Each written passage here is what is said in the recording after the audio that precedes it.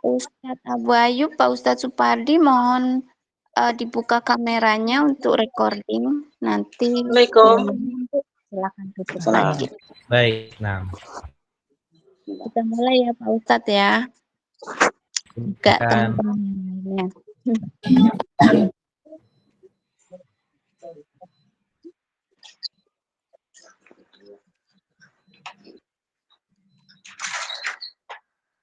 Bismillahirrahmanirrahim.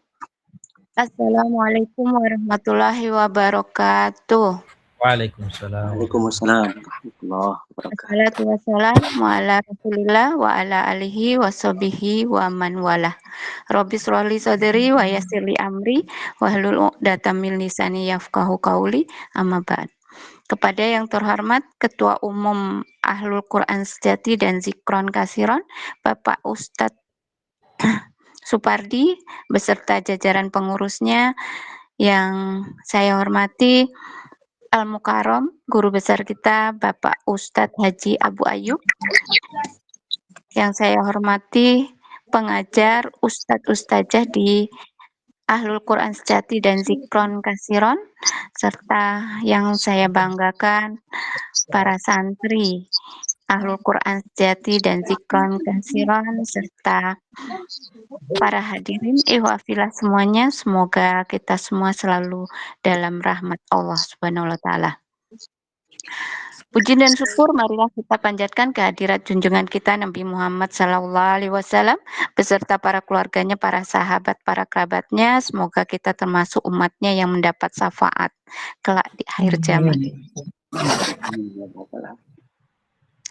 Hari ini hari Ahad tanggal 5 Juli 2026 atau 20 Muharram 1448 Hijriah. Alhamdulillah kita dapat berkumpul kembali untuk melaksanakan tausiah rutin kita bersama guru besar kita Bapak Ustadz Haji Abu Ayub. Semoga kita doakan Pak Ustadz selalu diberi kesehatan, selalu dalam keberkahan Allah Subhanahu wa taala. Saya Lisa mohon izin membacakan susunan acara di pagi hari ini. Yang pertama pembukaan, yang kedua sambutan, ketiga tausiah, keempat sesi tanya jawab dan kuis, kelima doa dan penutup. Baik, kita buka acara hari ini dengan membaca basmalah bersama-sama. Bismillahirrahmanirrahim. Dan selanjutnya adalah sambutan yang akan disampaikan oleh Bapak Ustadz Haji Supardi. Pada beliau kami persilahkan. Monggo Pak Ustadz. Terima kasih. Bismillahirrahmanirrahim. Assalamualaikum warahmatullahi wabarakatuh. Alhamdulillahirabbil alamin, hamdan katsiran mubarakan fih, kama yuhibbu rabbuna wa yarda.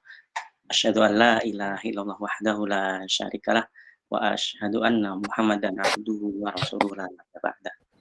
Rabbi shrah li sadri wa yassir li amri wahlul 'uqdatam min lisani yafqahu qawli, amma ba'du. Jamaah Istana Quran Tunanita Ridwan Katsiron dan Ahlul Quran Sejati, tamu undangan yang saya hormati, mari kita panjatkan puji dan syukur kita kepada Allah Subhanahu wa taala karena pagi hari ini atas rahmatnya, atas nikmatnya kita bisa bertemu di taman-taman surga, yaitu majelis ilmu. Mudah-mudahan dengan bertemunya kita ini Allah mudahkan segala urusan kita, Allah lapangkan rezeki kita, Allah tambahkan ilmu yang bermanfaat kepada kita semuanya, dan kelak Allah masukkan kita semua ke dalam surganya. Kemudian salawat dan salam mudah-mudahan salam tercurah kepada suri tauladan kita Nabi Muhammad Shallallahu Alaihi Wasallam, kepada keluarganya, sahabatnya, tabi'in, tabi'in, dan mudah-mudahan kita semuanya termasuk umatnya yang istiqomah dalam menjalankan semua sunnah-sunnahnya sehingga kelak diberikan syafaat olehnya. Yang berikutnya, terima kasih kepada Ustadz Abu Ayub yang telah setia ya membimbing kita semuanya untuk bagaimana mempersiapkan akhirat kita. Mudah-mudahan beliau senantiasa diberikan kesehatan dan diberkahi hidupnya dan bisa bermanfaat ilmunya buat kita dan umat yang lainnya. Kemudian yang berikutnya, terima kasih juga kepada KLK, kemudian ketua kelas, dan seluruh hadirin yang hari ini hadir di majelis ini. Mudah-mudahan hadirnya kita ini dicatat oleh Allah sebagai amal baik kita yang menjadi pemberat amal kebaikan kelak di akhirat. Yang berikutnya, saya sampaikan bahwa majelis ini adalah kita adakan untuk tidak untuk hanya yang penting ngikutin kegiatan begitu, bukan begitu ya. Akan tetapi memang saya secara pribadi dan pengurus melaksanakan majelis ini adalah untuk supaya kita mendapatkan ilmu tambahan ya. Kalau di Ahlul Quran yang reguler kan hanya baca Quran, sementara isinya kita tidak bahas secara spesifik gitu ya. Nah, sementara di sini kita ada kajian khususnya akidah. Akidah ini adalah awal bagaimana kita bisa masuk surga atau tidak, ini awalnya adalah dari akidah ini. Ya, kalau akidah kita baik, insya Allah ya yakin kita akan dimasukkan oleh Allah dalam surganya. Karena awal yang kita harus jaga adalah akidah supaya tidak tercampur dengan kesyirikan dan yang lain-lain. Yang berikutnya, kemarin kita sudah mengadakan penggalangan dana untuk teman-teman kita yang sakit dan insya Allah sangat bermanfaat buat teman-teman kita yang sakit. Saya ucapkan terima kasih yang sebesar-besarnya atas partisipasinya dan mudah-mudahan yang belum ini masih dibuka untuk penggalangan dana ya. Nanti mungkin masih di-share untuk yang belum yang belum dan yang masih ingin berpartisipasi. Dan yang berikutnya kita doakan kepada saudara-saudara kita yang sakit ya, baik di Ahlul Quran maupun Dzikron Katsiron ataupun undangan. Mudah-mudahan Allah segera angkat penyakitnya dan bisa beraktivitas seperti sedia kala. Mungkin itu yang bisa saya sampaikan. Kurang lebihnya mohon maaf. Barakallahu fikum. Assalamualaikum warahmatullahi wabarakatuh. Waalaikumsalam warahmatullahi wabarakatuh. Ya, terima kasih Pak Ustadz Supati yang sudah memberi pengarahan untuk kita semua, juga mengingatkan untuk penggalangan dana yang tentunya sangat berguna bagi teman-teman kita yang sedang dicoba dengan sakit. Baik, kita lanjutkan acara berikutnya, yaitu acara utama, yaitu tausiah yang akan disampaikan oleh Al-Mukarram, guru besar kita, Bapak Ustadz Haji Abu Ayyub. Kepada beliau disilahkan. Monggo Pak Ustadz. Baik, bismillah. Assalamualaikum warahmatullahi wabarakatuh. Waalaikumsalam warahmatullahi wabarakatuh. Innal hamdalillah nahmaduhu wa nasta'inuhu wa nastaghfiruh wa na'udzu billahi min shururi anfusina wa min sayyiati a'malina. May yahdihillahu fala mudilla lahu wa may yudlil fala hadiya lahu. Asyhadu an la ilaha illallah wahdahu la syarika lah, ilahal awwalin wal akhirin, wa asyhadu anna Muhammadan abduhu wa rasuluhu wa safiyuhu wa khaliluhu wa khiyaratuhu min khalqihi, ballagha ar-risalata wa adda al-amanata wa nasaha al-ummah wa kashafa Allahu ta'ala bihi al-ghummah. وتركنا على المحجة البيضاء ليلها كنهارها لا يزيغ عنها إلا هالك. صلوات ربي وسلامه عليه وعلى آله وأصحابه ومن اتبعهم بإحسان إلى يوم الدين وسلم تسليما كثيرا. أما بعد, teman-teman semua yang dirahmati Allah Subhanahu wa taala, para pengurus, para ustadzah, para ustadzat, para santri yang semoga selalu dirahmati Allah Subhanahu wa taala. Alhamdulillah wa syukurillah. Kita panjatkan puja dan puji syukur kita kepada Allah Tabaraka wa taala atas segala nikmat dan karunia yang senantiasa Allah Azza wa Jalla limpahkan kepada kita semua, hingga detik ini Allah Tabaraka wa Ta'ala kembali mengumpulkan kita di dalam majelis ilmu, di mana kita berharap dan meminta kepada Allah Subhanahu wa Ta'ala agar Allah menambah kedekatan kita kepadanya, agar Allah Azza wa Jalla dengan bertambahnya ilmu kita, Allah juga tambahkan kecintaan kita kepadanya, rasa takut dan rasa harapan kita kepada Allah Azza wa Jalla. Salawat serta salam semoga selalu tercurahkan dan terlimpahkan kepada Nabi Muhammad sallallahu alaihi wasallam, kepada para sahabat dan keluarga beliau ila yaumiddin. Para ikhwah dan akhwat sekalian, hadirin dan hadirat yang semoga dirahmati oleh Allah.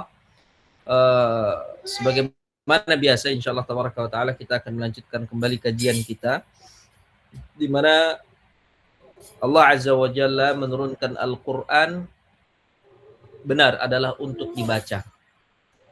Tetapi baca itu tidak hanya sekedar sampai pada huruf-hurufnya dan harakat-harakatnya saja. Allah Azza wa Jalla menurunkan Al-Quran agar kita baca dan kita pahami. Allah Azza wa Jalla menurunkan Al-Quran agar kita baca, kita pahami, lalu kita amalkan. Allah Azza wa Jalla turunkan Al-Quran agar kita baca, agar kita pahami, kita amalkan, dan kita dakwahkan. Ini adalah poin-poin yang disebutkan oleh para ulama dalam kitab Tauhid, yang dimana itu merupakan tujuan dari penurunan Al-Quran. Maka kalau seandainya kita membaca Al-Quran, ya, tapi kalau seandainya kita membaca Al-Quran dan kita tidak memahami artinya, tidak mempelajari tafsirnya, tidak memahami makna-maknanya, maka ini tidak sesuai dengan apa yang Allah turunkan Al-Quran dengannya, tujuan tersebut. Jadi harus kita pahami bersama teman-teman yang dirahmati Allah. Sebagaimana kalau seandainya ada satu instansi atau satu orang yang kita kagumi atau satu sosok yang kita idolakan mengirim pesan surat kepada kita dengan bahasa misalnya apa? Bahasa Jerman misalnya. Maka kita akan berusaha mencari orang yang bisa menerjemahkan kepada kita isi surat tersebut. Tidak mungkin kita hanya sekedar kita simpan saja. Ya memang itu bentuk pengagungan ya. Kita simpan, kita rapikan, kita taruh di tempat yang mulia. Tapi kalau sekian tahun surat itu sampai kepada kita dan tidak ada usaha untuk kita memahami isi suratnya, maka tidak ada manfaatnya pengiriman surat tersebut. Begitu juga sebagaimana Allah Azza wa Jalla menurunkan Al-Quran kepada kita. Allah Azza wa Jalla menurunkan Al-Quran kepada kita adalah menggunakan bahasa Arab. Dan ini telah dibahas oleh para ulama. Kenapa Al-Quran diturunkan dengan bahasa Arab? Karena bahasa Arab adalah bahasa terbaik yang ada di dunia ini. Bahasa Arab adalah bahasanya ahli surga. Bahasa Arab adalah bahasa yang paling mudah untuk dipelajari secara grammar. Bahasa Arab adalah bahasa yang paling kaya kata-kata dan kosakatanya. Berbeda dengan bahasa Indonesia, berbeda dengan bahasa Inggris, berbeda mungkin dengan bahasa Mandarin, bahasa Cina, dan bahasa lainnya. Yang paling unggul adalah bahasa Arab yang dengannya Allah turunkan kitab terakhir kepada umat manusia. Baik, masalahnya kita bukan orang Arab, teman-teman. Dan kita tidak paham bahasa Arab. Kewajiban kita, selain membaca Al-Quran secara harfiah, secara hurufnya, adalah kita memahami apa yang dimaksud oleh Allah Azza wa Jalla di balik ayat-ayat itu. Ini yang kita usahakan untuk bersama berkomunitas di majelis taklim, hadir, tidak absen, selalu mengikuti, selalu membersamai, selalu mengawal. Agar apa? Agar sampai pesan-pesan Al-Quran itu kepada diri kita. Agar apa yang Allah Azza wa Jalla sampaikan dalam Al-Quran itu sampai kepada kita, teman-teman. Apa sih yang Allah ingin sampaikan? Isi surat itu apa? Masalahnya kalau kita sendiri, itu biasanya banyak sekali godaan-godaannya, banyak sekali penghalang-penghalangnya. Ada lagi kebutuhan untuk duniawi kita, ada lagi kebutuhan anak-anak kita, kebutuhan pasangan kita. Tapi kalau kita fokuskan dari jam sekian sampai jam sekian ini waktu saya belajar, jam sekian sampai jam sekian ini waktu saya untuk menuntut ilmu, waktu sekian sampai jam sekian ini waktu saya untuk memahami isi surat Allah kepada diriku. Yang dengannya kita dapat memahami isi Al-Quran, setiap apapun yang Allah perintahkan bisa kita jalankan. Bisa kita lakukan. Setiap apa saja yang Allah larang, maka kita hindari diri kita dari hal-hal tersebut. Begitu juga dengan apa? Setiap informasi yang Allah kabarkan, kita dapat imani, teman-teman. Ini yang paling penting. Memupuk keimanan itu adalah hal yang paling penting dalam diri kita. Banyak Oke. sekali informasi yang luput dari kita, padahal itu ada dalam Al-Quran. Al-Quran sekian tebalnya teman-teman, belum semua informasi di dalamnya kita akses. Maka dengan hadir di majelis ilmu, hadir di kajian ilmu, hadir di taklim-taklim ilmu, maka di situ adalah kesempatan bagi kita untuk mengakses pesan-pesan Allah kepada kita. Baik teman-teman yang dirahmati Allah Azza wa Jalla, masih dalam lingkup atau tema besar kita yaitu beriman kepada hari akhir. Di mana sekian hal yang telah kita sebutkan dari awal kematian, bagaimana dia di dalam kuburnya, bagaimana kemudian dia dibangkitkan, bagaimana dia dikumpulkan di padang mahsyar. Sebelumnya juga kita sudah bahas, sebelum dunia ini hancur akan ada alamatus sa'ah, ada tanda-tanda hari kiamat yang subra, yang kubra. Baik, kita sampai kepada titik di mana manusia telah dikumpulkan di padang mahsyar dan di situ mereka akan disodorkan kitab amalnya. Lalu di sana akan ada hisab, di sana akan ada perhitungan amal teman-teman. Teman-teman yang dirahmati Allah, ingat, sebagaimana kita belajar di sekolah, di situ ada ujian, maka di situ juga ada perapotan.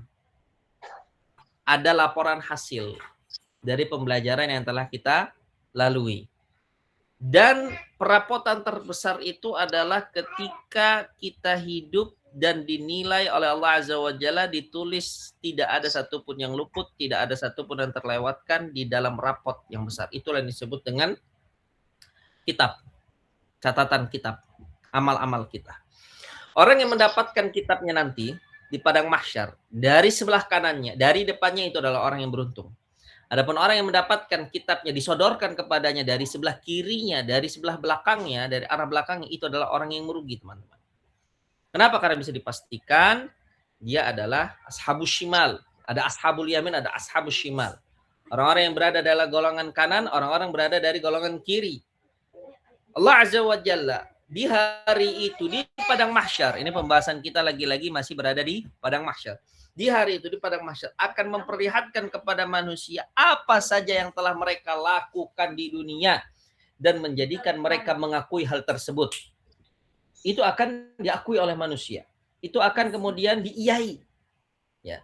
Itulah manfaatnya padang mahsyar. Itulah manfaatnya persidangan. Itulah manfaatnya dikumpulkan semua dalam peradilan yang satu. Baik, teman-teman yang dirahmati Allah Azza wa Jalla. Allah Tabaraka wa Ta'ala ketika mengumpulkan kita, Allah inginkan kita ya disidang oleh Allah, dihisab oleh Allah Tabaraka wa Ta'ala. Sebagaimana Allah Azza wa Jalla juga akan mengqisas. Allah akan membalas sebagian makhluk atas sebagian yang lain. Allah Azza wa Jalla akan memutuskan hukum di antara mereka. Karena betapa banyak permasalahan di dunia ini teman-teman yang tidak bisa terselesaikan.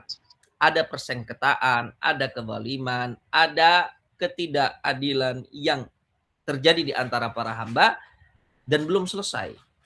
Mereka semua mati dan masalah itu masih ada. Sehingga siapa yang akan menyelesaikannya? Yang menyelesaikan adalah Allah Tabaraka wa Ta'ala di pengadilan akhirat. Maka dari itu, dengan segala bentuk keagungan, keadilan, kekuasaan Allah, Allah Zat yang Maha Adil, Allah adalah Zat yang Maha Adil, maka Allah adakan untuk kita apa? Persidangan di hari akhir. Teman-teman yang dirahmati Allah Tabaraka wa Ta'ala, dalam Al-Qur'an ya, dalam hadis banyak sekali pembahasan-pembahasan tentang al-ard, penyodoran buku, begitu juga hisab, penghitungan amal. Di antara adalah dalam surat Al-A'raf ayat yang ke-6, Allah berfirman, "Falanas'alanna alladziina ursila ilaihim wa lanas'alannal mursalin." Kata Allah, maka sesungguhnya kami akan menanyai umat-umat yang telah kami utus para rasul kepada mereka, dan kami juga akan menanyakan pula para rasul. Ada dua golongan nih teman-teman. Para rasul utusan Allah dan umat yang Allah utus seorang rasul kepada mereka. Dua-duanya akan ditanya. Dua-duanya akan ditanya. Kita berarti masuk kepada umat yang diutus kepada kita seorang rasul, yaitu Nabi Muhammad SAW. Kita akan ditanya oleh Allah Azza wa Jalla, apakah telah datang peringatan kepada dirimu? Apakah telah datang nasihat kepada dirimu? Apakah telah datang ya dzikra ya apa namanya? Dzikra, peringatan, nasihat, agama, petunjuk, bimbingan kepada dirimu? Mungkin bukan Nabi SAW yang menyampaikan, tapi lewat dari para ulama, teman-teman. Nabi menyampaikan kepada para sahabat, sahabat menyampaikan kepada para tabi'in menyampaikan kepada para atba'ut tabi'in menyampaikan pada para ulama secara bersanad, secara ya berantai dari zaman itu sampai saat ini. Para ulama di zaman kita, para syayikh, para duat yang menyampaikan kebenaran, sehingga kebenaran itu bisa kita akses, kebenaran itu bisa kita dapatkan, berarti telah berdiri, telah tegak hujah atas diri kita, teman-teman. Ya, tidak bisa beralasan, oh saya tidak tahu. Nggak bisa. Karena kita sudah sampai kepada kita hujah. Hujah tentang kebenaran Al-Quran, hujah tentang akan adanya hari akhir, hujah tidak boleh melakukan ini dan melakukan itu, kewajiban kita melakukan ini dan itu semua sudah kita ketahui, alhamdulillah. Baik, Allah Tabaraka wa Ta'ala berfirman di dalam surat Al-Kahfi ayat 47.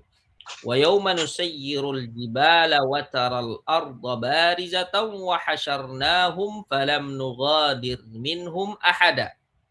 Dan ingatlah akan hari yang ketika itu kami perjalankan gunung-gunung dan kalian akan melihat bumi itu datar.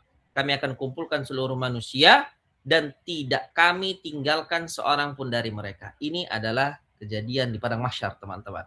Allah Azza wa Jalla akan kumpulkan kita di sebuah tanah, di sebuah lapang yang sangat datar, hamparan yang sangat luas. Di hari itu tidak ada gunung-gunung, karena gunung-gunung akan Allah perjalankan tuh. Ya, manusia akan dikumpulkan di bumi yang datar. Tidak ada yang lebih tinggi dibandingkan yang lain.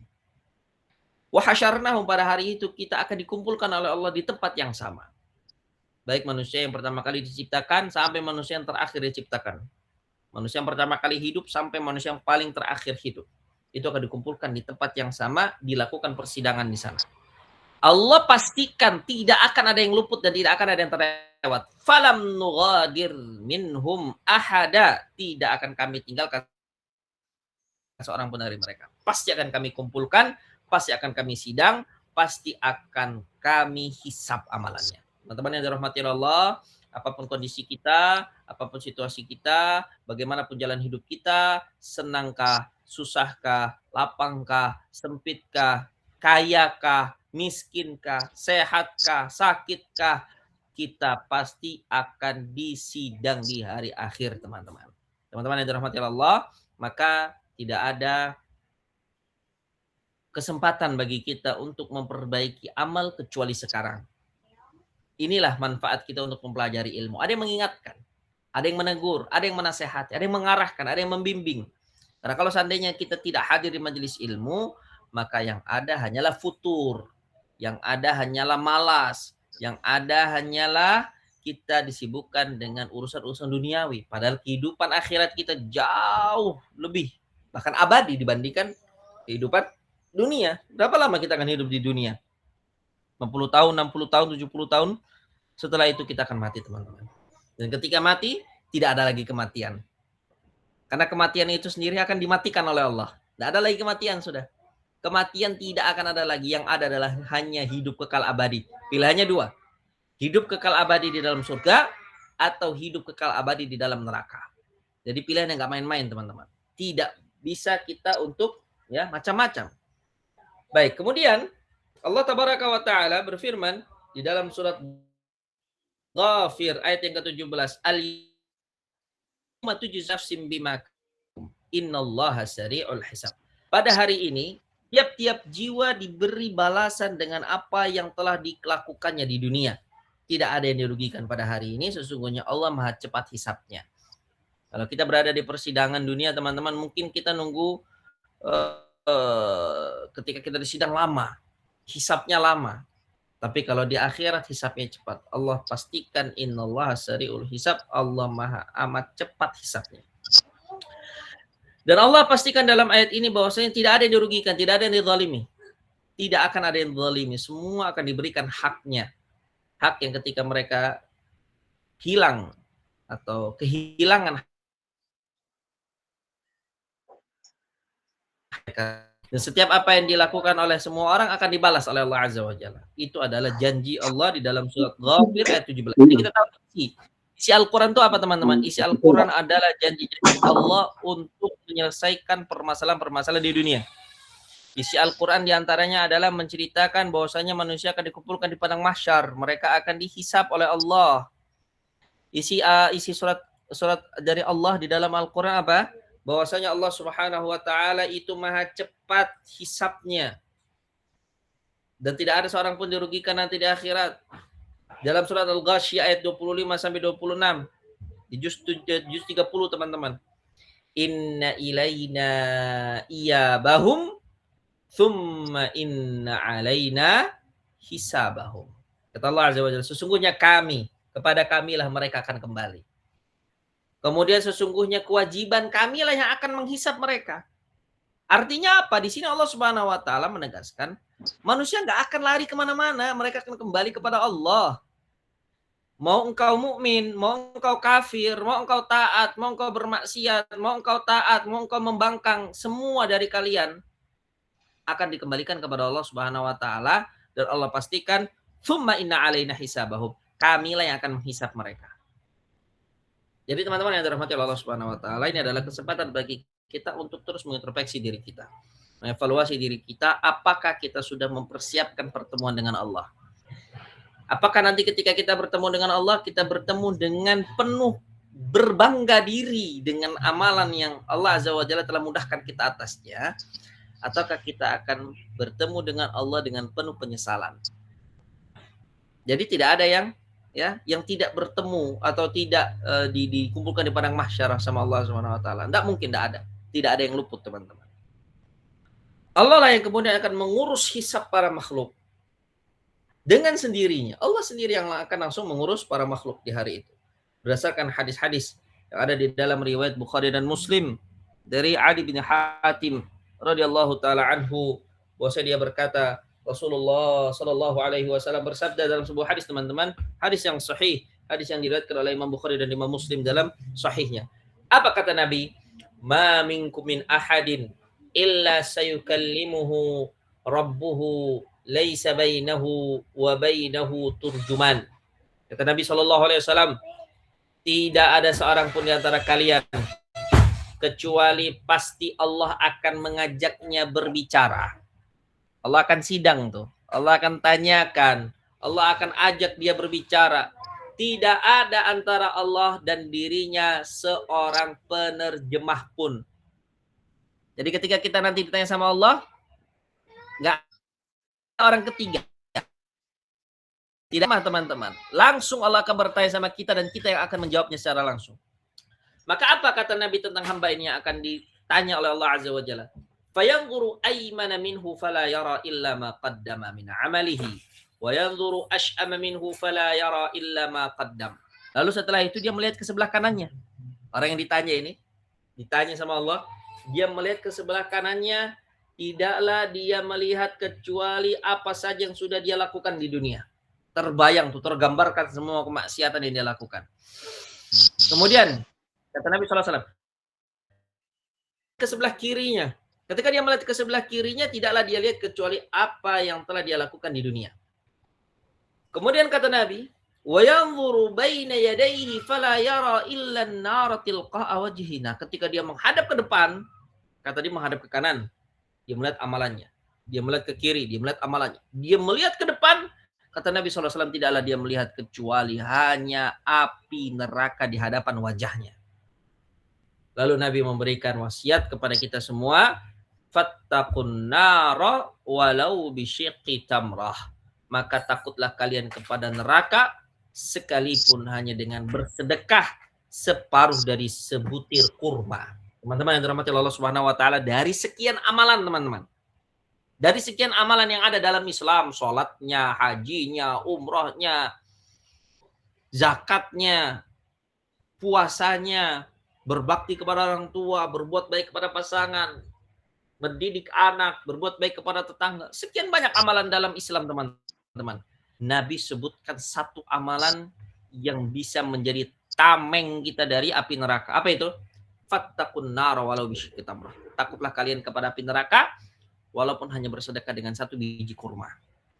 Teman-teman yang dirahmati Allah, tidak ada alasan bagi kita untuk tidak bersedekah. Tidak ada alasan bagi kita untuk tidak berinfak. Karena kita diberikan Allah Subhanahu wa taala titipan harta seberapapun banyaknya atau sedikit apapun banyaknya. Ada hak orang lain dalam harta tersebut. Walaupun dalam jumlah yang sedikit. Di sini Nabi ibaratkan apa?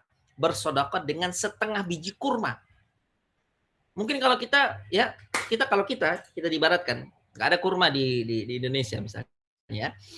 Kita misalnya bersedekah dengan setengah sendok makan, sesuap nasi itu, setengah sesuap nasi sendok makan tuh. Kita sedekahkan kepada orang lain. Itu akan menjadi apa? Menjadi tameng bagi kita dari api neraka. Begitu juga para orang tua, begitu juga para suami yang menafkahi keluarganya, menafkahi istrinya, menafkahi anaknya. Apa yang dia berikan dari harta nafkah untuk mereka makan, niatkanlah itu sebagai ibadah sehingga menjadi sedekah. Itu bisa menjadi bermakna apa? Sedekah di sisi Allah Subhanahu wa taala, karena sedekah itu tidak harus kepada orang lain. Sedekah yang paling utama itu adalah yang kita berikan kepada orang yang kita tanggung hidupnya. Berarti kalau laki-laki dia menikah, dia harus menafkahi istrinya. Kalau seorang bapak dia memiliki anak, berarti dia harus nafkahi anak-anaknya. Itulah harta nafkah yang akan menjadi sedekah. Kalau dia punya keluarga, dia berikan ya sedekah. Kalau misalnya mereka adalah orang-orang yang tidak mampu.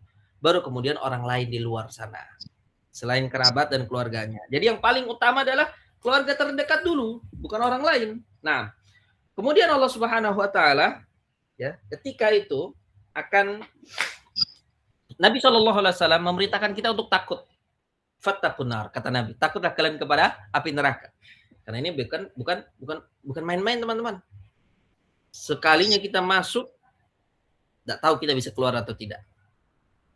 Kalaupun bisa keluar, ya, sampai kapan kita nggak tahu berada di dalam api neraka. Bagaimana siksanya? Apakah sama api dunia dengan api neraka? Jelas berbeda jauh. Kualitas apinya itu sangat dahsyat kalau api neraka. Api di dunia tidak ada apa-apanya dibandingkan api neraka. Belum lagi gelapnya, belum lagi siksanya, belum lagi ya para malaikatnya memang ditugaskan untuk menghancurkan setiap orang yang ada di dalam neraka. Waliyadzubillah, teman-teman. Semoga Allah lindungi kita dari api neraka. Amin ya rabbal alamin. Baik, Nabi perintahkan kita untuk takut kepada api neraka.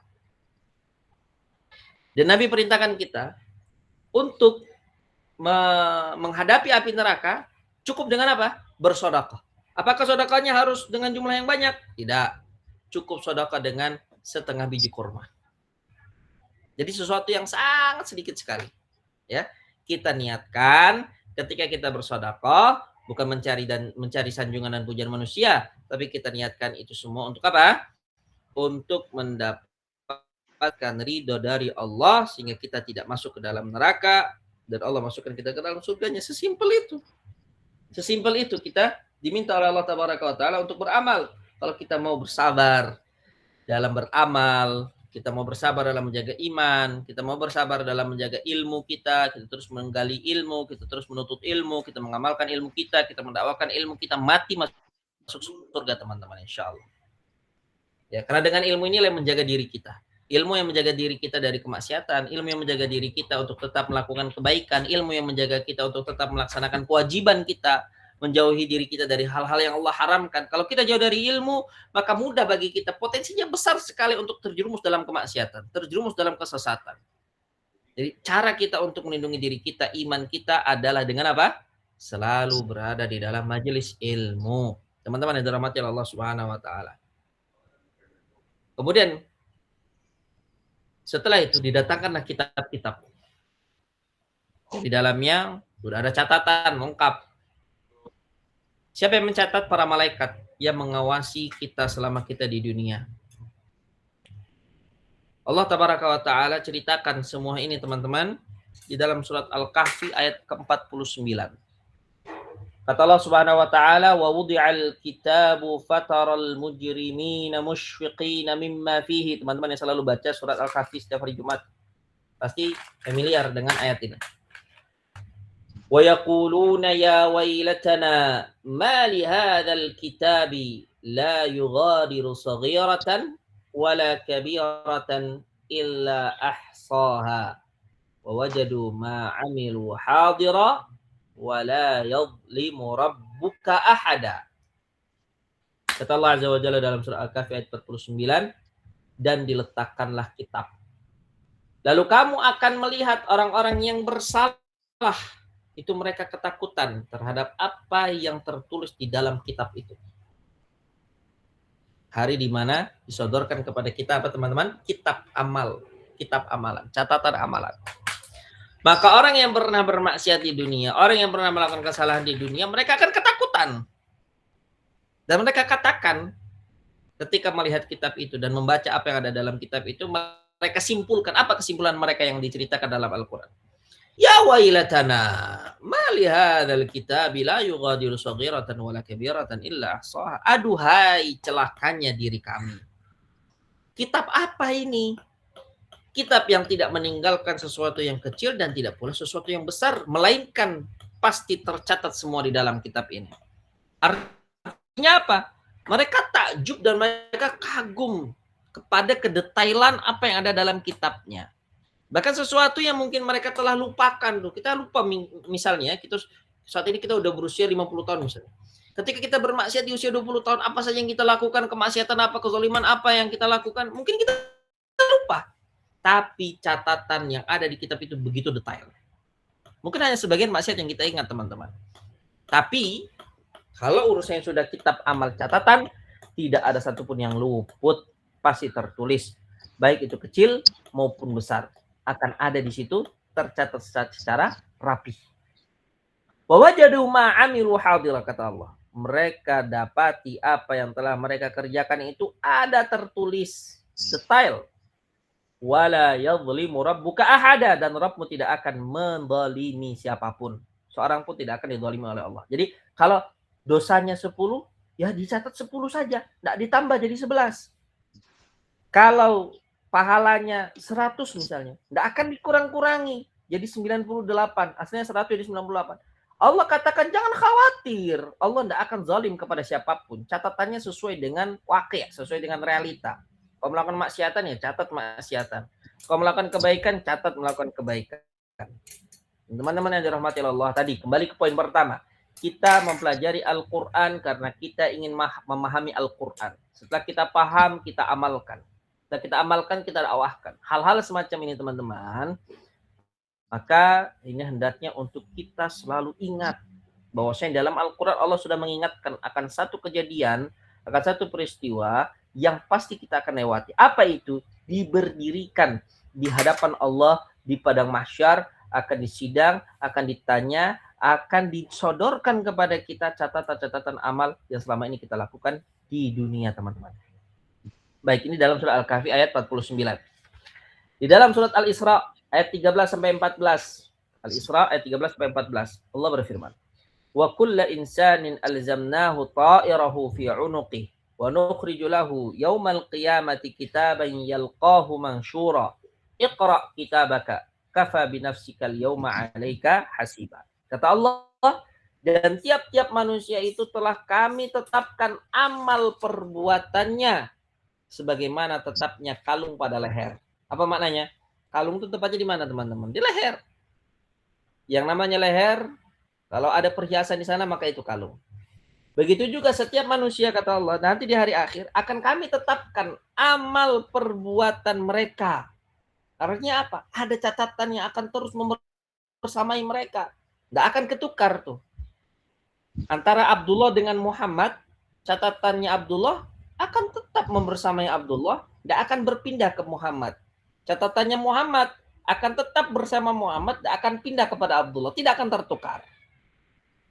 Kemudian Allah berfirman, dan kami akan keluarkan baginya pada hari kiamat sebuah kitab yang dijumpainya terbuka.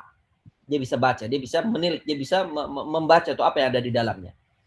Iqra kitabaka, kata Allah, bacalah kitabmu, cukuplah dirimu sendiri pada waktu ini sebagai penghisap terhadap dirimu. Nah, setiap orang mengetahui keadaannya masing-masing. Ya, setiap orang akan mengetahui keadaannya masing-masing. Dia tahu bagaimana kehidupan dulu dia di dunia, dia tahu bagaimana kemaksiatan dilakukan, ya.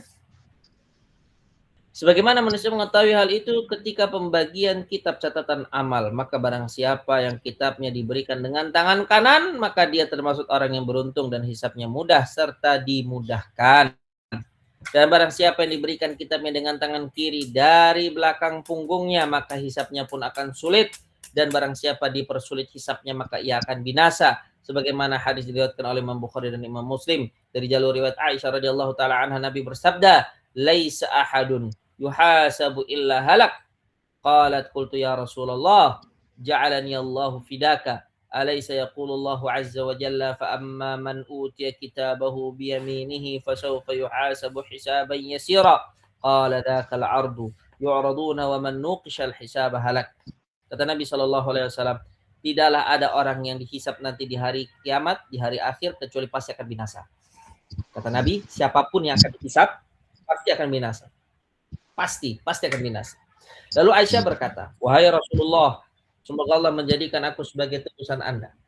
Bukankah Allah telah berfirman di dalam Al-Quran surat Al-Insyiqaq ayat 7 sampai 8, maka adapun orang yang diberikan hisabnya dengan tangan kanannya, maka akan dimudahkan hisabnya dengan hisab yang mudah." Apa kata Nabi? Beliau menjawab, itu adalah penyodoran amal. Jadi, barang siapa yang disodorkan kitabnya dari sebelah kanannya, maka hisabnya akan mudah. Kata Nabi, itu adalah penyodoran amal. Mereka akan diperlihatkan amalan-amalan yang telah mereka lakukan. Dan barang siapa yang diperinci hisabnya, maka dia akan binasa. Artinya apa? Kalau sekedar memberikan dengan tangan kanan, maka ini insya Allah tidak akan hancur dan binasa. Cuma masalahnya, kalau seandainya dia diberikan dari sebelah kirinya, dari arah belakangnya, kitabnya. Dan kemudian dia dirinci itu. Kamu pernah melakukan ini, kamu pernah melakukan itu, kamu pernah melakukan ini, kamu pernah melakukan itu, kamu pernah mengucapkan ini, kamu pernah memukul ini, kamu pernah menzalimi ini, kamu pernah mengambil harta ini, kamu pernah memakan harta haram ketika ini, ketika ini, ketika ini. Disebutkan semua, dirinci. Kata Nabi SAW, "Laisa ahadun yuhasabu illa halak." Tidak ada orang yang dihisab oleh Allah kecuali pasti akan hancur. Kenapa? Karena dia tidak menemukan bagaimana cara untuk tidak ada wasilah untuk membela diri. Memang dia salah, ya. Kalau kita di dunia, ketika kita salah mungkin kita bisa mengelak, kita mungkin bisa bersilat lidah, kita mungkin bisa menghadirkan saksi-saksi palsu, kita bisa menyeting pengadilan kalau kita sesuatu salah. Engkau benar. Baik, teman-teman yang dirahmati Allah Subhanahu wa taala, mungkin itu yang dapat kita bahas pada pertemuan kali ini. Intinya apa? Intinya kita selalu mengingatkan diri kita untuk tetap berada dalam majelis ilmu. Karena dengan adanya kita dalam majelis ilmu ini menjadikan kita selalu diingatkan, selalu disabarkan, diteguhkan di atas agama yang benar. Dengan majelis ilmu kita bisa difahami mana-mana ayat Al-Quran. Di dalam majelis ilmu kita bisa dipahamkan tentang apa yang Allah inginkan dari diri kita. Dan tema kita hari ini adalah berkaitan dengan al-ard wal hisab, penyodoran kitab dan perhitungan hisab di sisi Allah Subhanahu wa taala. Insyaallah kita akan lanjutkan di pertemuan yang akan datang. Bismillah tabaraka wa taala. Wassallallahu ala Muhammadin wa ala alihi wasallam. Barakallahu fikum, jazakumullahu khairan. Ya, terima kasih Pak Ustadz yang sudah memaparkan materinya. Bagaimana dahsyatnya pada masyarakat, kesulitan-kesulitan apa yang akan kita dapatkan di sana, dan bagaimana kita menerima buku amalan ibadah kita. Semoga dengan itu semua kita selalu cinta sama Quran, lebih mencintai Al-Quran, lebih bagi kita untuk memahaminya, dan tentunya dengan tobatan nasuha dan juga memperbanyak sedekah, begitu ya Pak Ustadz. Baik, kita lanjutkan ke acara berikutnya, yaitu sesi tanya jawab dengan moderator Ibu Yunia. Monggo, Bu Yunia, bersilakan. Terima kasih, Bunda. Assalamualaikum warahmatullahi wabarakatuh. Waalaikumsalam warahmatullahi wabarakatuh. Terima kasih Bapak Ustadz Haji Ayub, juga Bapak Ustadz Supardi untuk kita kembali ke sesi tanya jawab. Saya beri waktu kepada penanya untuk yang mau bertanya, tolong nanti sampaikan nama juga asal. Silakan. Ya, Saya Mbak Yun. Sebutkan nama. Perempuan dulu, Ahwat. Mbak Eka ya? Iya. Mbak Eka Ya. dari Bandung. Dari kelas Aisyah, maaf. Silahkan. Iya. Assalamualaikum Pak Ustadz. Waalaikumsalam warahmatullahi wabarakatuh. Ini pertanyaan saya mengenai pemanfaatan media sosial yang ada, khususnya grup WhatsApp, Pak Ustadz. Ada pro kontra mengenai sebuah program, yaitu program tadarus online, Pak Ustadz. Jadi yang mana program tersebut itu berisikan tadarus. Jadi yang diikuti oleh peserta grup, caranya dengan membacanya itu bersambung ayat gitu Pak Ustadz. Jadi misalkan setiap orang membaca ayat misalkan dari Al-Baqarah gitu ya, bersambung masing-masing 5 ayat misalkan satu orang. Nah, di mana pada program tersebut itu tidak ada guru gitu ya, atau pengajar yang mengkoreksi. Jadi itu hanya bertilawah saja gitu Pak Ustadz, memakmurkan grup WhatsApp gitu. Jadi kalau kelas khusus yang ada pembelajarannya itu sudah ada, itu hanya untuk pemaksimalan saja, di mana setiap anggota grup itu berkesempatan membaca Al-Quran tanpa dikoreksi gitu ya Pak Ustadz, karena kan tingkat kemampuan baca masing-masing orangnya itu berbeda. Nah, tapi ada yang kontra mengatakan bahwa membaca Al-Quran harus baik dan benar gitu ya Pak Ustadz, harus sesuai dengan kaidah-kaidahnya.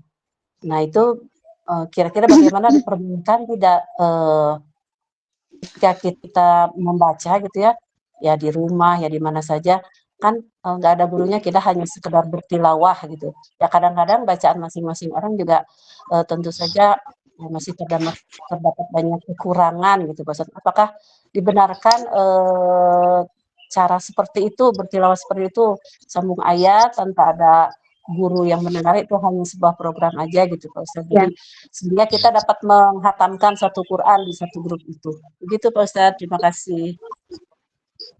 Baik, sebelumnya saya ingin bertanya kepada yang bertanya tadi.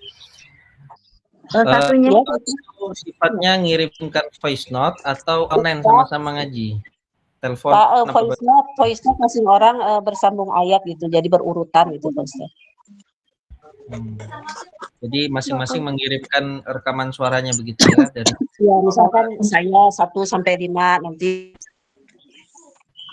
teman yang lain, sampai alhamdulillah waktu satu putaran kemarin sudah hatam 1 kali, dan sekarang sudah mengulangi kembali putaran kedua. Nah tapi ada yang kontranya seperti itu ya, kan ada juga yang membacanya masih terbata-bata, cuma ingin ikut gitu misalkan ya. Yang lancar juga kan kalau saya ini kan masih ya pasti masih adalah kekurangannya, belum 100% bersih dan baik dan benar gitu. Tapi ya kita hanya ini aja gitu Pak Ustadz, memakmurkan grup dengan bacaan Al-Quran gitu Pak Ustadz, tujuannya.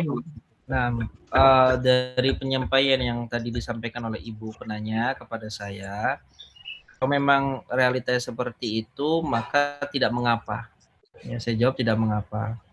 Tetap dijalankan, tetap diagendakan, tetap diprogramkan, itu insya Allah merupakan kebaikan. Tapi memang usulan tadi dari orang yang kontra untuk menghadirkan yang membenarkan bacaannya khawatir salah, itu tentu masukan yang baik juga, yang patut untuk kita pertimbangkan. Tapi bukan berarti dengan adanya masukan tersebut program kebaikan membaca Al-Quran bersama-sama itu terhalangi. Nggak apa-apa, itu tetap berjalan saja, dan itu menjadi masukan yang baik menurut saya untuk diadakan. Mungkin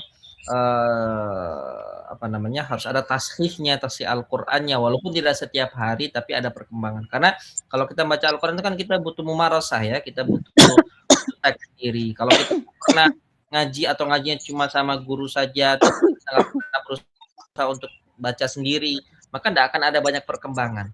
Nah, adanya tilawah yang kemudian dikirimkan voice note di grup itu niatnya adalah untuk membiasakan diri membaca Al-Quran. Jadi nggak apa-apa, salah-salah itu nggak apa-apa. Salah dalam belajar itu nggak apa-apa. Kecuali kalau kita membenarkan bacaan kita yang salah, terus kita katakan kita itu benar. Nah, itu baru itu masalah. Tapi selama kita ngakui bahwasanya bacaan kita itu masih banyak yang harus diperbaiki dan banyak harus apa namanya dibaguskan lagi tahsinnya, tajwidnya, nggak ada masalah, baca saja. Di situ kata Nabi SAW dalam sebuah hadis yang sahih, orang yang baca Al-Quran dia akan bersama para malaikat. Tapi orang yang baca Al-Qurannya tersendat-sendat, terbata-bata, maka dia mendapatkan 2 pahala. Apa maknanya? Nabi tidak melarang orang yang terbata-bata atau nggak lancar baca Al-Qurannya untuk membaca Al-Quran. Tidak dilarang sama Nabi. Bahkan Nabi motivasi dia akan mendapatkan 2 pahala. Jadi apa yang tadi Ibu sebutkan, itu merupakan suatu program yang baik, program yang bagus, silakan untuk dilanjutkan. Ya, karena di situ adalah proses kita untuk mempelajari dan membiasakan diri membaca Al-Quran. Karena termotivasi itu, ada teman-teman yang lain juga membaca. Tapi masukan yang tadi juga bukan berarti masukan yang buruk, itu masukan yang baik. Nanti kapan-kapan diadakan juga untuk tasyi Al-Quran, ya. Wallahu ta'ala alam. Terima kasih atas pertanyaannya, Ibu. Terima kasih Pak Ustadz. Mudah-mudahan Teh Eka sudah puas apa yang telah disampaikan dari pertanyaan Teh Eka. Kemudian yang selanjutnya tadi dari Ikhwannya. Silakan. Tadi siapa tadi? Silakan bertanya. Aku Mbak Yun, boleh ya? Iya, silakan Bun. Pak Ustadz, saya bertanya Pak Ustadz. Assalamualaikum warahmatullahi wabarakatuh. Tentang padang mahsyar tadi ya Pak Ustadz, betapa dahsyatnya. Jadi merinding mendengarkannya. Ya, di situ kan Pak Ustadz tadi bilang Allah mengurus semua makhluknya. Yang ingin saya tanyakan di padang mahsyar itu berarti nanti selain Muslim, non Muslim juga ada ya di situ ya Pak Ustadz. Terus bagaimana dengan makhluk-makhluk yang lainnya Pak Ustadz yang bukan manusia seperti binatang piaraan atau yang lainnya lagi. Itu aja Pak Ustadz. Terima kasih sebelumnya. Terima kasih. Silakan Pak Ustadz. Baik. Nah, pertanyaan yang bagus ya. Jadi kejadian yang ada di padang mahsyar itu teman-teman, itu bukan hanya seorang muslim saja yang merasakan kejadian itu, tetapi juga orang yang tidak beriman kepada Allah, orang kafir pun akan merasakan hal yang sama di tempat yang sama. Hanya saja kondisi mereka lebih menyengsarakan dan lebih menyedihkan, ya, dan mereka penuh penyesalan ketika menjalani semua proses itu. Dan mereka dikumpulkan di padang mahsyar, itu diantara hal yang Allah sebutkan, apa Nabi SAW sebutkan dalam berbagai dalil, itu adalah untuk mempermalukan mereka. Mereka akan dikatakan, yaqulul asyhadu haula'il ladzina kadzabu ala rabbihim ala la'natullahi 'alal zalimin. Dalam surat Hud, Allah Subhanahu wa taala menceritakan para saksi di dunia yang menyaksikan kezaliman orang-orang kufar misalnya. Mereka akan mengatakan, itulah orang-orang yang mendustakan ayat-ayat Allah ketika mereka hidup di dunia. Itulah orang-orang yang mendustakan Allah ketika mereka hidup di dunia. Dan laknat Allah kepada orang-orang yang zalim. Jadi adanya mereka di padang mahsyar itu untuk dilaknat, untuk dipermalukan, untuk disalahkan, untuk dijatuhkan. Dan ini merupakan bentuk sisaan mereka di padang mahsyar untuk orang-orang yang tidak beriman kepada Allah Subhanahu wa taala. Nah, jadi apa yang ada di padang mahsyar itu dirasakan oleh semua makhluk. Bahkan ada sebuah hadis yang sahih di mana Nabi SAW mengabarkan sampai kambing yang tanduknya patah gara-gara ditanduk sama kambing yang bertanduk lainnya, itu dia akan dikisos nanti. Jadi hisab itu nggak hanya bagi manusia. Saking adilnya Allah, hisab pun berlaku bagi hewan. Hisab pun akan berlaku bagi hewan. Jangankan manusia, hewan saja dihisab. Kalau ada salah dari mereka yang kemudian melakukan kesalahan, saling menzalimi, membunuh misalnya, atau menyebabkan tanduknya patah, itu akan dihisab oleh Allah SWT, dikisos nanti di akhirat. Apalagi manusia. Hewan yang begitu, apalagi manusia. Wallahu ta'ala alam. Ya, terima kasih Pak Ustadz. Oh ya Pak Ustadz, ada yang mengganjal ini saya Pak Ustadz. Tadi diibaratkan kalau kita bersedekah itu meskipun sebesar setengah dari biji kurma itu sudah merupakan satu sedekah yang baik. Kenapa diibaratkan makanan ya Pak Ustadz? Apakah sedekah itu yang paling utama makanan atau bagaimana Pak Ustadz? Kenapa diibaratkan apa? Kurang jelas tadi. Tadi ibaratnya kan setengah biji kurma gitu Pak Ya. Ustadz, meskipun sekecil setengah biji kurma. Nah, kenapa diibaratkan itu dengan contoh makanan? Apakah memang sedekah itu yang utama makanan Pak Ustadz? Baik, barakallahu fikum wa sallallahu alaikum. Nah, Nabi SAW bersabda dalam sebuah hadis ketika ditanya, ayul amali afdal, amalan apa yang paling mulia wahai Rasulullah? Nabi menjawab simpel, it'amut ta'am, memberikan makanan. Jadi memberikan makanan itu teman-teman nggak bisa diremehkan. Berbagi makanan itu merupakan sedekah yang paling afdal. Jadi dibanding sedekah ini dan itu, diantara yang paling besar pahala di sisi Allah adalah memberikan makanan kepada orang yang membutuhkan. Ini merupakan hal yang paling ringan. Ya, dibandingkan kita nih mau ngasih hadiah orang misalnya. Mau berikan apa ke orang? Mau berikan dia pakaian, mau berikan dia gadget, mau berikan dia laptop, mau berikan dia HP, mau berikan dia apa? Sarung misalnya, peci. Lebih mudah bagi kita untuk memberikan dia makanan. Jadi hanya sekedar sesuap makanan yang kita hadiahkan kepada dia. Misal kita beli semangka, kita potong ya. Satu potongan untuk dia. Itu sudah senilai ibadah sedekah yang luar biasa. Besar di sisi Allah Subhanahu wa taala. Jadi Nabi ingin mengajarkan kepada kita sesimpel sedikit apapun sedekah yang kau berikan, maka itu akan menjadi tamengmu dari api neraka. Dan sedekah yang paling mudah adalah sedekah makanan. Jadi sedekah makanan itu selain dia besar pahalanya, dia adalah sedekah yang paling mudah, paling ringan. Nominalnya tidak besar.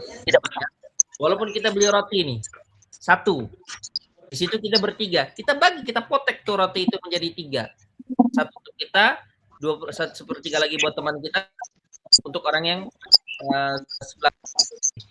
Maka itu sudah menjadi apa? Menjadi sedekah. Wallahu ta'ala alam. Jadi intinya Nabi menyebutkan korma, menyebutkan makanan karena makanan adalah bentuk sedekah yang paling mudah. Bahkan orang yang tidak punya harta pun dia bisa berbagi asalkan berbagi makanan tadi. Mungkin kalau uang agak berat, ngasih mentah gitu, ngasih 100.000, 200.000, ngasih 10.000, ngasih 20.000. Tapi kalau berbagi makanan itu sudah. Allah Ta'ala alam. Ya, terima kasih Pak Ustadz. Alhamdulillah sudah menjadi pencerahan bagi kami. Untuk selanjutnya, jemaah semuanya. Masih ada waktu? Maaf, iya, siap. ini waktunya Silakan. kayak Mbak, gimana? Sebentar. satu lagi. Singkat aja ya, singkat aja. Silakan. Oh iya. Ya Pak Ustadz, Assalamualaikum warahmatullahi wabarakatuh. Saya dari Yusran dari Banjarmasin. Yang saya tanyakan, siksaan di dunia dan juga di siksa kubur, apakah mengurangi siksa untuk di akhirat kelak? Kemudian yang kedua, untuk orang tua yang sudah meninggal, perbuatan anak yang masih di dunia itu baik atau buruk, apakah berefek untuk orang tua itu Pak Ustadz? Demikian. Assalamualaikum warahmatullahi wabarakatuh. Waalaikumsalam. Warahmatullahi wabarakatuh. Yang pertama tadi tentang apa? Tentang siksa Baik, siksa di dunia ya. Mengurangi. Iya, Baik, siksa di dunia. Saya jawab secara ringkas. Siksa di dunia itu mengurangi siksa di alam akhirat. Siksa di dunia itu mengurangi siksa di akhirat. Jadi ada istilah yang namanya istidrat, teman-teman. Istidrat itu apa? Orang melakukan kemaksiatan tapi tidak disiksa-siksa sama Allah. Di dunia dia aman tuh, nggak dapat siksaan. Nanti imbasnya beratnya nanti di akhirat. Oleh karena itu, Nabi menyebutkan dalam berbagai hadis, diantaranya adalah yang diriwayatkan oleh Nabi dan diriwayatkan dari Nabi SAW, inna 'idhamal jazaa 'idhamil bala. Semakin berat ujian seseorang di dunia, semakin besar pahalanya. Dan ada juga orang yang dilakukan yang mereka itu ketika di dunia mendapatkan kenikmatan, tapi mereka tidak diazab oleh Allah, dan itu kata Nabi adalah istidraj tadi kita bahas. Jadi ketika kita mendapatkan ujian, kita mendapatkan siksa di dunia, itu adalah bentuk takfirud dzunub, penggugur dosa, teman-teman. Jadi dibanding kita disiksa lebih baik di dunia. Jadi di akhirat tadi kita sudah bersih, nggak ada lagi bawa tanggungan, nggak ada lagi bawa beban. Itu termasuk siksa kubur ya Pak Ustaz? Gimana? Dunia. Siksa dunia itu termasuk siksa kubur atau gimana? Enggak, beda. Sisa dunia itu semua yang terjadi sebelum kita mati. Oh gitu. Tapi apakah siksa kubur juga bisa mengurangi siksa akhirat? Enggak. Siksa kubur itu satu paket dengan siksa neraka akhirat. Akhirat itu dikatakan akhirat, teman-teman, ketika kita sudah meninggal dunia. Maka kita masuk ke dalam alam kubur, itu sudah bagian dari alam akhirat. Akhirat. Bukan gerbang akhirat itu di alam kubur. Dia bukan lagi di dunia. Jadi kalau kita sakit, ketika kita hidup nih, kita sakit, kita sengsara, kita dizolimin orang, kita dicuri harta kita, kita disiksa sama orang, kita dizolimin. Itu memang di satu sisi menyakitkan, tapi satu sisi kita harus bersyukur. Itu adalah bentuk pengurangan dosa kita. Sehingga nanti ketika kita ketemu sama Allah di padang mahsyar, di akhirat, maka semuanya itu akan bersih. Kita nggak ada lagi tanggungan, teman-teman. Baik, itu yang pertama. Kemudian yang kedua, apakah amalan anak itu bisa berimbas kepada orang tuanya? Jawabannya iya. Kalau orang tuanya tidak mendidik, kalau orang tuanya tidak mengarahkan, orang tuanya tidak memberikan nasihat. Tapi kalau selama orang tuanya memberikan nasihat, tapi anaknya tidak mau mendengar, maka dia telah berlepas diri dari itu. Allahu ta'ala alam. Ya. Itu Pak Ustadz ya, Pak Yusran, jawaban dari Pak Ustadz, mudah-mudahan bisa menjelaskan. Terus selanjutnya, bertanya mungkin nanti singkat-singkat aja. Dua penanya nanti kita siapkan untuk pertanyaan juga dua. Tapi ini teman-teman semuanya jamaah, kita utamakan untuk jamaah yang lama tidak mendapatkan reward atau mendapatkan kuis ini. Jadi nanti pertanyaan akan disampaikan, terus kemudian dua penjawab, maksudnya satu penjawab bisa diberi kesempatan ketika tidak bisa menjawab, kedua. Kemudian yang ketiga bisa dilempar ke seluruh jamaah atau bebas. Untuk 1-2 itu untuk yang belum pernah ataupun lama tidak menjawab kuisnya. Terima kasih. Silahkan kepada pertanyaan pertama, Bapak Ustadz.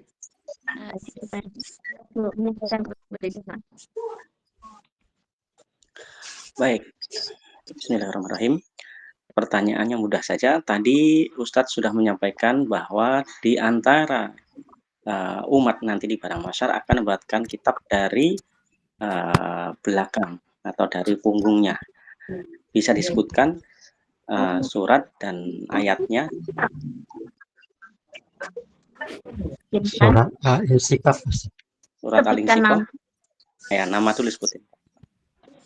Yusran, boleh kan saya? Saya udah pernah dapat. Ya, udah lama. Silakan. Udah lama ya. Surat Al-Insyikaq, ayatnya itu ayat berapa itu ya? Apa ayatnya, nomornya? Apa ayatnya? Apa nomornya nggak ingat? Harus ngitung dulu. Ya udah itu aja, bacakan ayatnya.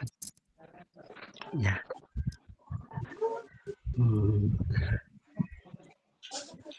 Bismillahirrahmanirrahim. Ya ayyuhal insanu innaka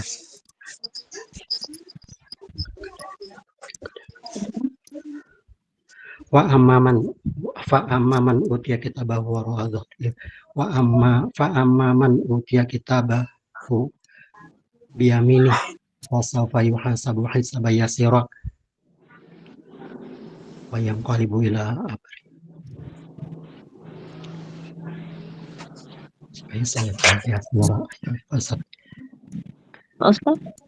Ya, yang lain mungkin bisa itu. Amma man utiya kitabahu Silakan mungkin biyaminih yang fasawfa yuhasabu bisa hisaban menjawab yasira Ya, pertanyaan dari wa Bu. yunqalu ila menjawab ahlihi silakan. masrura. Dilempar ke Ya, dilempar silakan. penjawab yang lain. Silakan. Ada kesempatan untuk sekali lagi bagi yang belum pernah atau lama sudah tidak mendapatkan rewardnya. Adakah? 1, 2, ada? Tidak ada ya. Sekarang saya lempar ke jamaah. Silakan. Bagi yang sudah pernah atau baru dapat, boleh saya persilakan. Ya, izin menjawab Mbak Yunia. Oh ya, silakan. Mbak Leni, Ayat 7 dan 8. surah Ayat apa? 7. 7 dan 8 surah Al-Insyikok. Silakan Pak Ustaz. Surah Al-Insyikok. Belum tepat. Karena itu fa'amma man utiya kitabahu biyaminih kalau yang ayat 7. Jadi itu malah dari kebalikan. Balikan. Baiklah, berarti ini 3 kesempatan dibagikan untuk 1 pertanyaan, ternyata belum. Ini Pak Ustaz. Mau Mungkin diganti satu atau lagi. digugurkan atau mau diganti? Ini Pak Ustaz. Coba kesempatan 1 kali lagi, barangkali dari jamaah yang lain. Kalau nggak bisa menyebutkan Nggak bisa menjawab. ayat, Ya. nggak bisa membacakan ayatnya, cukup dengan ayat dan suratnya saja. Iya. Surah apa, ayat berapa? Nah, itu aja sebenarnya. Tadi kan tidak suruh membacakan, tapi karena tadi nggak bisa jawab, suruh membacakan ayat. Ya. Ya, silakan dipilih antara yang membacakan atau ayat dan surat. Kemudian ayat berapa? Untuk kitab yang diberikan dari belakang, dari punggung, itu ditegakkan di surah apa, ayat berapa? Nah, kayaknya Kayaknya ini susah. susah Kayaknya nih. lupa. Baiklah, mungkin 1 pertanyaan Pak Ustaz. Ini mau digugurkan atau bagaimana? Ya, kayaknya tidak bisa itu Pak Ustaz. Nggak bisa. Baik. Ya. Ini kan Pak Ustaz. Silakan 1 lagi pertanyaan mungkin Pak Ustaz. Baik. Sebutkan salah satu ayat yang ini aja deh kalau gitu. Apa arti yaumul hisab? Apa arti yaumul hisab? Silakan untuk menjawab yang lama tidak ini mendapatkan rewardnya dari Ahlul. Kita beri kesempatan. Tidak ada.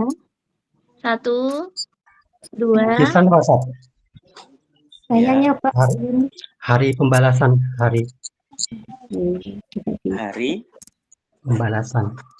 Yang menyesap hari perhitungan lah itu. Yaumul hisab. Yang mana? Yang mau Yang disampaikan yang mana? Ada 2 itu. Yang mana yang? Hari perhitungan.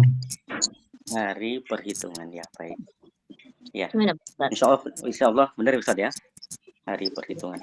Alhamdulillah, atas nama Pak Yusran ya. Benar. Untuk selanjutnya pertanyaan kedua akan disampaikan Bapak Ustadz Abu Ayu. Monggo silakan Pak Ustadz.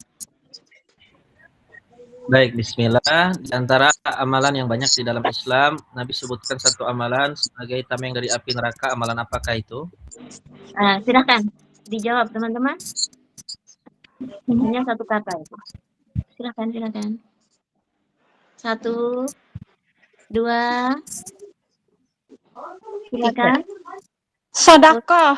Ya, izin menjawab Mbak Yunia. Sodakoh. Iya, benar. Leni ya? Iya, Mbak Yunia. Leni. Iya. Benar ya Pak Ustadz ya? Alhamdulillah 2 pertanyaan sudah terjawab, dan untuk pemenang atau yang sudah menjawab bisa menghubungi Bunda Lisa atau saya nanti untuk selanjutnya. Baiklah, demikian tadi tausiah rutin Ahlul Quran Sejati dan sesi tanya jawab serta sharing sudah pertanyaan sudah selesai. Saya serahkan kepada Bunda Lisa dan sebelumnya saya ucapkan Assalamualaikum warahmatullahi wabarakatuh. Waalaikumsalam warahmatullahi Terima kasih wabarakatuh. Mbak Yunia. Alhamdulillah, terima kasih ya teman-teman yang sudah mengajukan pertanyaan dan juga sudah menjawab kuis. Insya Allah ini sangat berguna untuk kita ya, untuk menambah ilmu kita. Baik, karena sudah di akhir durasi ya, kita tutup hari ini dengan membaca hamdalah dan doa kafaratul majelis. Alhamdulillahirabbil alamin. Subhanakallahumma wa bihamdika Saya Lisa, mohon maaf jika salah kata dan terima kasih Pak Ustadz Abu Ayub yang selalu membimbing kita, selalu menemani kita ya, membersamai. Insya Allah kedepannya kita selalu bersama ya Pak Ustadz ya. Jangan bosan-bosan dan kita doakan semoga selalu diberi kesehatan, selalu diberi keberkahan bersama. Amin ya rabbal alamin. Juga kepada Pak Ustadz Supardi, terima kasih, dan Umminya, terima kasih. Sehat selalu ya Pak Ustadz. Saya mohon maaf dan saya undur diri. Barakallahu fikum. Wassalamualaikum warahmatullahi wabarakatuh.